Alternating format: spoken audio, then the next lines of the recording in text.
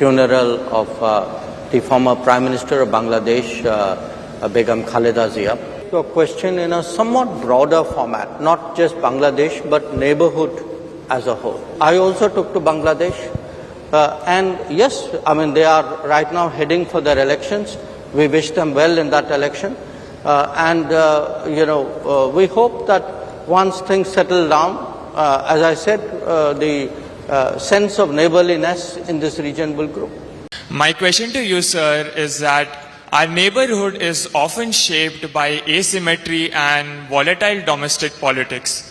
Given the recent security and political shifts in Bangladesh, which was underlined by the fact that you visited there 2 days ago, how is India recalibrating its neighborhood-first policy while maintaining a stature of non-interference and protecting our security interests? Thank you. Thank you. Yes, I was there in Bangladesh just 2 days ago. I had gone to represent India at the funeral of the former Prime Minister of Bangladesh, 𝐻𝐵 𝐒𝐳𝐤𝐬. But let me actually take your question in a somewhat broader format, not just Bangladesh, but neighborhood as a whole. Okay. We are blessed with a lot of neighbors of various kinds, and I want to answer your question in a very common sense kind of way, because at the end of the day, people make out as though diplomacy is rocket science. It's common sense in kind of polished language. Now, what do you do in common sense with a neighbor? Any neighbor. I mean, you are in a hostel, you have neighbors. If you have a neighbor who is good to you, or at least who is not harmful to you, your natural instinct is to be kind, is to help that neighbor. If the neighbor has a problem, you would like to contribute in some way. If nothing else, you'll say hello. You will try to build friendships, bonding, etc. And that's what we do as a country. So when you look around our neighborhood, wherever actually there's a sense of good neighborliness, I think you have seen India invest, India help, India share.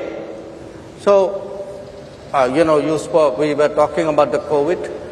Most of our neighbors got their first shipment of vaccines from India.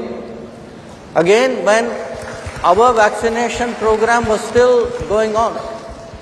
Okay. Then, I'll give you a second example, the Ukraine conflict. Because of the Ukraine conflict, there was there were food shortages, there were fuel shortages, there were financial crisis. Now again, with many of our neighbors, we supplied fuel, we helped out with food, we helped out with fertilizer, and in a sense we were sharing what we had.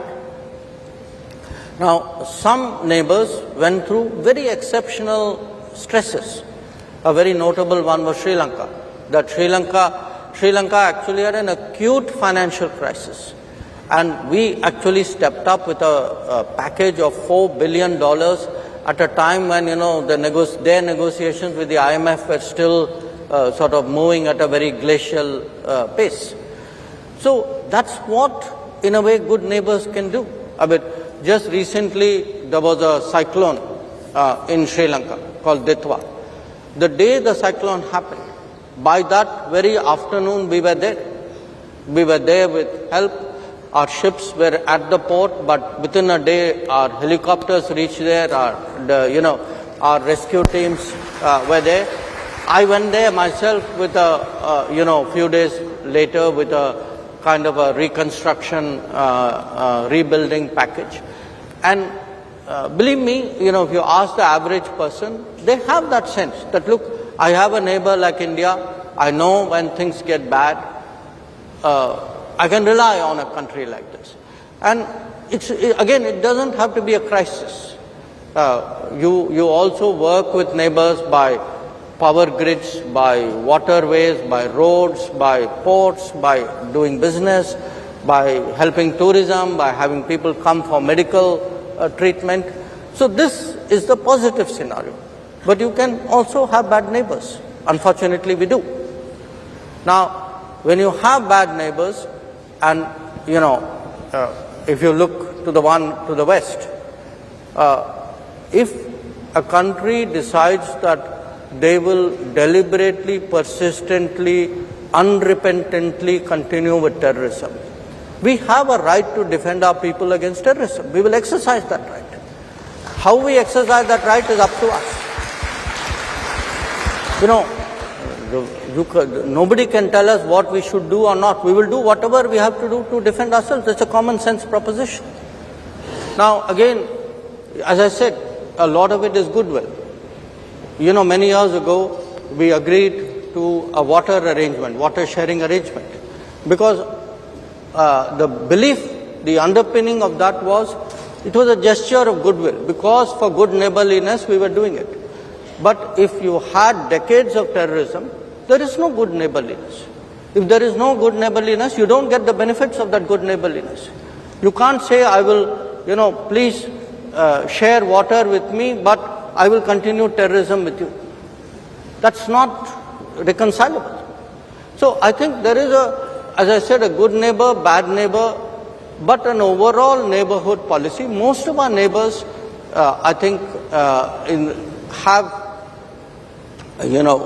a realization that India's growth is today a lifting tide. That if India grows, all our neighbors will grow with us. They will have many more opportunities.